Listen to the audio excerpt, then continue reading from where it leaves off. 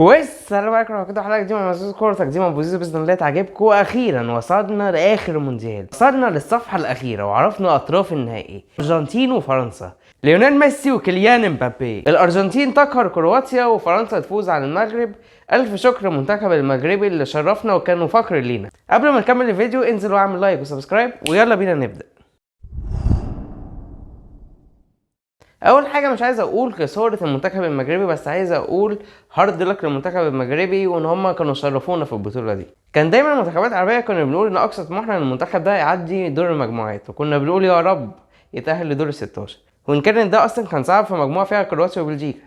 بس المنتخب المغربي خلانا نوصل لنص النهائي ونقول يا رب نوصل للفاينل.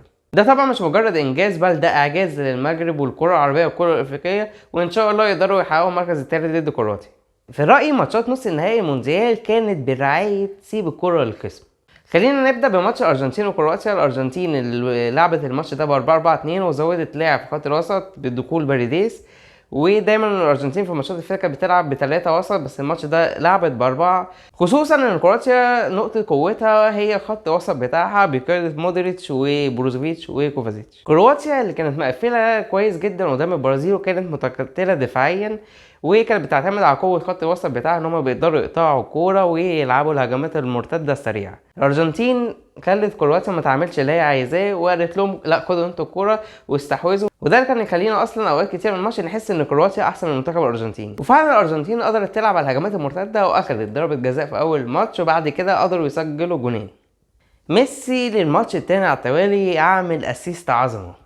جفارديول اللي كل الناس بتتكلم عليه وكل انديه اوروبا بتصارع عليه، اللاعب اللي عنده 20 سنه، المدافع القوي جدا وظهر بمستوى كويس في المونديال، فجاه ظهر بمستوى ساذج جدا قدام ميسي. ميسي اللي قعد يلف ويدور بيه وقعد يرقصه اكتر من مره واتنين، وفي الاخر ده لالفاريز. الفاريز اللي عايش حاله استثنائيه في المونديال ده وعايش لحظه رائعه جدا. دايما المنتخب الارجنتيني كان مشكله في المهاجم، كانت المشكله في اول المونديال ده مع لوتارو مارتينيز، بس الفاريز لما لعب واضح جدا ان هو في فورمه، واضح ان هو فايق وقدر يوصل 4 جوان في المونديال. على الناحيه التانيه بقى ماتش فرنسا والمغرب، وواضح جدا ان فرنسا عملت احترام كبير جدا للمنتخب المغربي. صحيح ان ديديه ديشامب مدرب اسلوبه المفضل ان هو يدافع ويلعب هجمات المرتده، وده الاسلوب اللي اعتمد عليه في مونديال 2018 وقدر يكسب بيه المونديال، بس ان هو يعمل كده قدام المغرب معناها ان هو احترامهم جدا وعارف ان خطوره المغرب زيها زي كرواتيا، وان هم يلعبوا الدفاع وبيعملوا هجمات المرتده زي ما كسبوا الماتش اللي فات ضد البرتغال. المغرب الماتش ده اللي قررت تلعب فيه ب5 مدافعين ونزلوا بتشكيل 5-2-3 عشان يحدوا من خطوره فرنسا،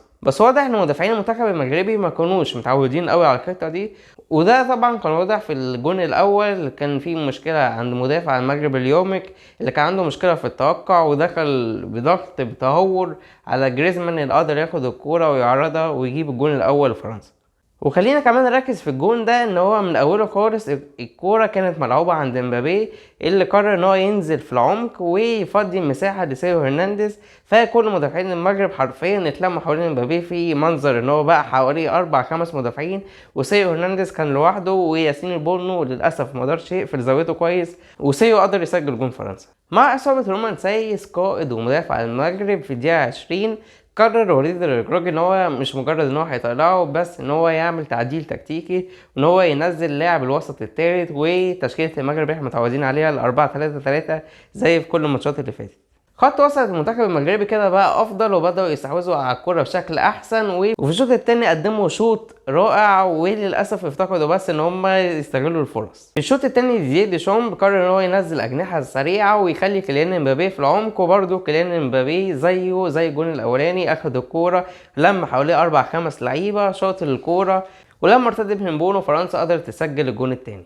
وهنا تظهر قوة امبابي. صحيح امبابي الماتش ده ما جابش اي اهداف، بس بسبب مهاراته الفنية ومراوغاته بيقدر يلعب 4 و5 لعيبة ويفضي مساحة لزمايله ان هم يقدروا يسجلوا الاهداف.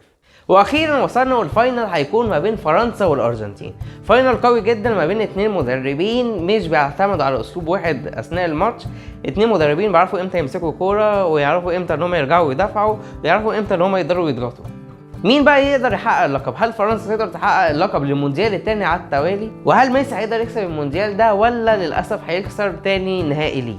طبعا دماغي كلها سيناريوهات، يا رب بس السيناريوهات الوحشه ما تحصلش والارجنتين تكسب المونديال، ويا رب ميسي الواحد مش هيقدر يستحمل ان هو يخسر كاس عالم تاني ليه، خصوصا ان هو البطوله دي حرفيا ابدع فيها. اتمنى يكون الفيديو عجبكم، مستني اراءكم في الكومنتات ومستني توقعاتكم مين يقدر يكسب النهائي، الارجنتين ولا فرنسا. اهم حاجه ما تنسوش تعملوا لايك وشير وسبسكرايب، وجديد شديد ان شاء الله، والسلام عليكم ورحمه الله وبركاته.